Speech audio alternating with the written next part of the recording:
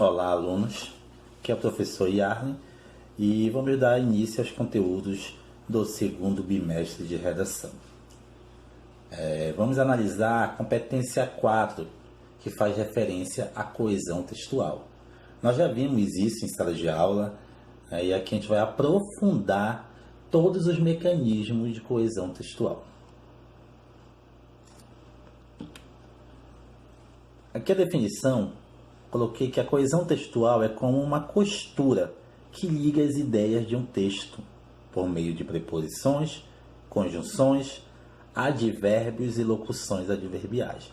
Então, o que acontece aí, né? Eu tenho palavras soltas, tenho frases, tenho orações e elas são ligadas, entrelaçadas a partir de preposições, conjunções, advérbios e locuções adverbiais.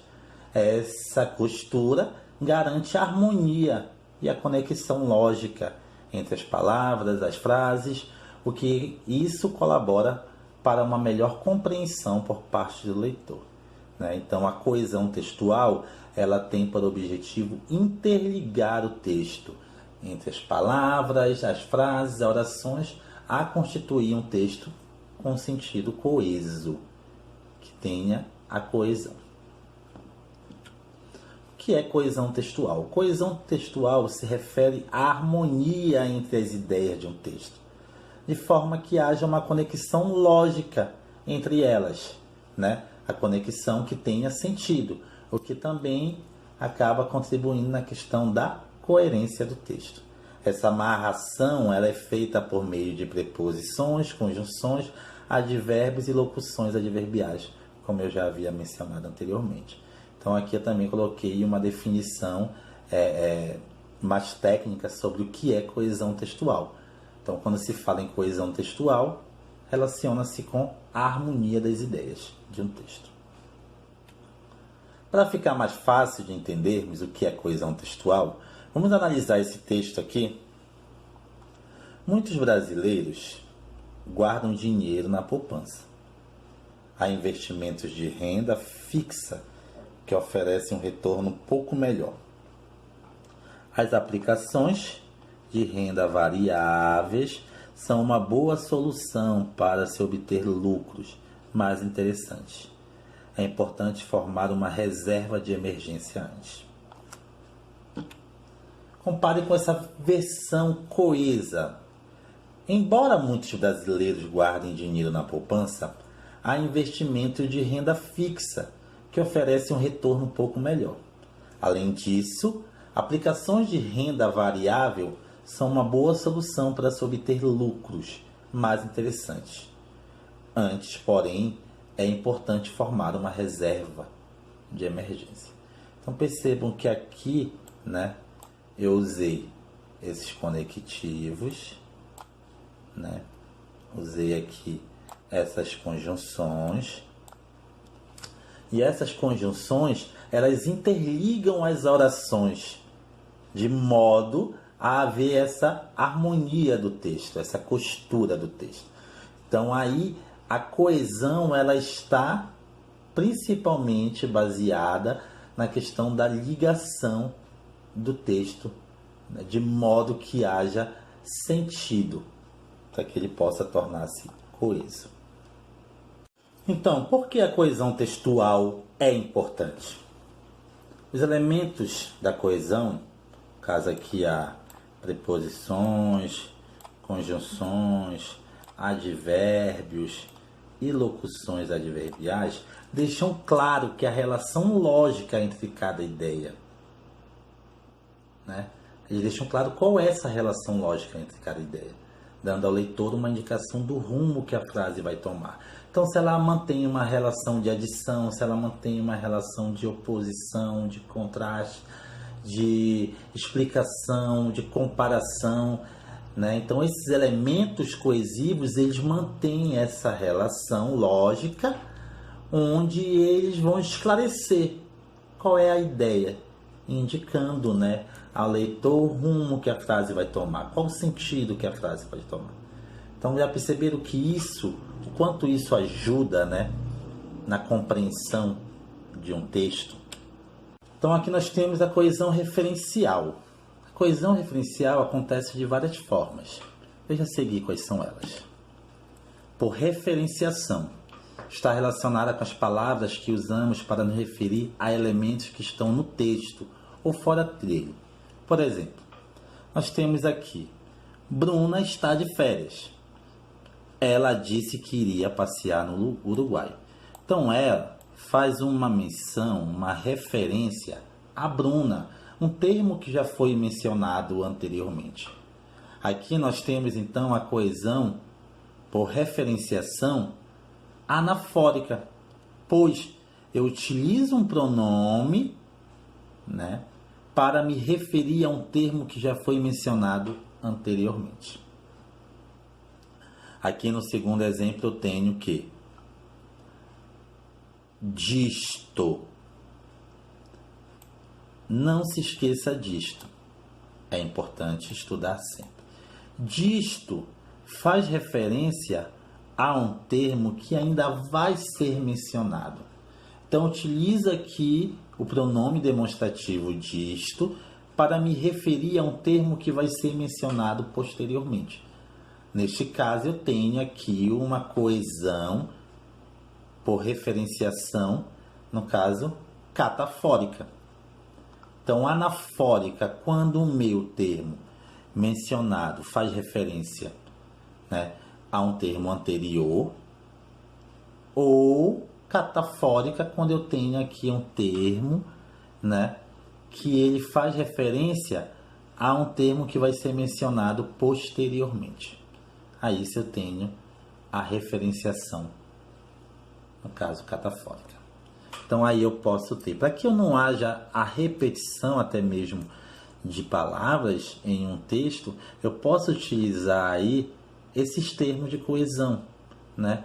De modo a mencionar termos com outras palavras anteriormente ou posteriormente, por anafra ou por catáfora. Então a coesão por referência é um dos tipos mais utilizados em um texto. Graças a ela evitamos repetições de termos, descuido que pode tornar desagradável a leitura do texto. Então percebam aqui, os alunos do terceiro ano foram visitar um museu de língua portuguesa. Eles foram acompanhados pelos professores da escola. Então percebo que eles faz referência a quem? Aos alunos do terceiro ano. De modo que não seria necessário a repetição do termo eles em relação aos alunos do terceiro ano. Então, esta coesão ela é muito utilizada de modo que não haja repetição desnecessária de palavras, né? E essa repetição ela causa um ritmo, uma rima no texto e também ela não traz harmonia para o nosso texto. Quer ver? Vamos analisar aqui. Os alunos do terceiro ano foram visitar o Museu de Língua Portuguesa. Os alunos do terceiro ano foram acompanhados pelos professores da escola. Então, nós podemos perceber aí que não soa legal a questão da repetição de uma mesma expressão, de modo que ela possa ser substituída por outra de sentido, né, equivalente, que possa fazer referência a um termo que já foi mencionado anteriormente, e a isso trazer uma harmonia melhor para o nosso texto. Podemos ter aqui também a coesão por substituição. É muito importante utilizar também esta coesão no nosso texto, de modo a torná-lo mais harmônico. Isso acontece quando usamos um termo para substituir outro, ou até para substituir uma oração inteira. Vamos analisar aqui. Redatores leem muito. Revisores também. Também o quê? Também leem muito. Então, o termo também já faz, né, referência aqui, ela já substitui toda essa expressão, leem muito. Estava interessado em fazer o curso de Braille. E foi o que fez. Fez o quê? O curso de Braille.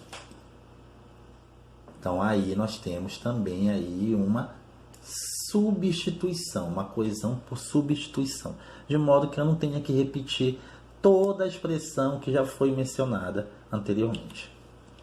Temos a coesão por elipse, né? é muito importante utilizarmos também, principalmente na nossa produção textual de um texto dissertativo argumentativo, a omissão de alguns termos, né? De modo que ela não apareça, mas ela esteja subtendida na oração. Veja um exemplo. Minha esposa gosta de séries, eu de filmes. Perceba aqui que o termo gosta, né? Ele não apareceu aqui, mas ele está subtendido na oração. Então aí eu tenho o quê? Eu tenho a coesão por elipse, onde eu faço a omissão de um termo que já foi mencionado anteriormente, né? O uso desta vírgula aqui acaba também subtendendo a questão da substituição, né, deste verbo, da omissão no caso deste verbo aí, onde eu vou ter aí, né, um texto mais coeso e mais harmonioso. Percebam que se tivesse aqui minha esposa gosta de séries, eu gosto de filmes, ela vai ter uma repetição desnecessária de uma palavra, bem como também ela pode ter o que? Uma rima, um ritmo no texto, de modo que não soe tão harmonioso, né, a questão deste meu texto. Então aí eu tenho a coesão por elipse. Tenho a questão da referência lexical. Esse tipo de referência é muito útil para evitarmos repetições de palavras. Então, como já viu lá na frente a questão da coesão por referenciação, né? Aqui eu tenho algumas formas de referência lexical, onde eu posso substituir, né, algumas palavras de modo a não repeti-las, para que não haja, né, a falta de harmonia no meu texto. A menina se aproximou, segurando um saquinho cheio de balas. Depois de encarar a mãe por um momento, a criança, este criança faz referência a quem? Menina. Mostrou um doce. Este doce faz referência a quê? Balas. E perguntou, aceita? Isaac Asimov produziu a quantidade impressionante de 463 obras, incluindo grandes clássicos envolvendo robôs. Assim, não é à toa que o autor refere-se à questão do nome Isaac, seja considerado um mestre da ficção científica. Então aqui nós temos a coesão lexical, ela ocorre por meio do emprego de sinônimos, pronomes, hipônimos ou heterônimos, né? Observe o exemplo aqui. Machado de Assis é considerado o maior escritor brasileiro. O carioca nasceu no dia 21 de junho de 1839 e faleceu no Rio de Janeiro no dia 29 de setembro de 1908. Gênio maior de nossas letras. Foi um dos fundadores da Academia Brasileira de Letras. Então percebo que aqui eu tenho o quê? O nome Machado de Assis. Posso ter como característica aqui também escritor brasileiro. Mas o gênio maior faz referência a Machado de Assis, como ele ficou conhecido, né? Com as suas habilidades de escritor. Então a coesão sequencial.